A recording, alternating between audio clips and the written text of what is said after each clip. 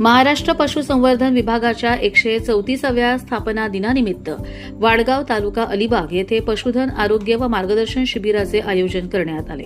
पशुसंवर्धन विभाग रायगड आणि जिल्हा पशुवैद्यकीय सर्व चिकित्सालय अलिबाग यांच्या संयुक्त विद्यमाने आयोजित या शिबिरात पशुपालकांना विविध सेवा मोफत उपलब्ध करून देण्यात आल्या। शिबिरामध्ये गाय, म्हैस, शेळी, मेंढी आणि इतर पशुधनासाठी जंतनाशक मात्रा तसेच विविध आजारांवरील प्रतिबंधात्मक लसीकरण करण्यात आले। घटसर्प, पीपीआर, फऱ्या, रेबीज आणि कुक्कुटवर्गीय लसीकरणाचाही त्यात समावेश होता।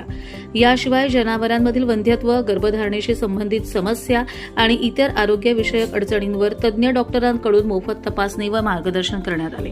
शेतकरी आणि पशुपालकांना राज्य व केंद्र शासनाच्या विविध योजनांची माहिती देण्यात आली। मुख्यमंत्री ग्रामीण पशुधन उद्योजकता योजना, गोठा अनुदान आणि किसान क्रेडिट कार्ड सारख्या योजनांबाबतही सविस्तर मार्गदर्शन करण्यात आले। पशुधनाचे आरोग्य सुधारून शेतकऱ्यांचे उत्पन्न वाढवण्याचा उद्देश या शिबिरामागे असल्याचे प्रशासनाने सांगितले। कर्जत लाईव्हसाठी अमोल कुमार जैन, रायगड।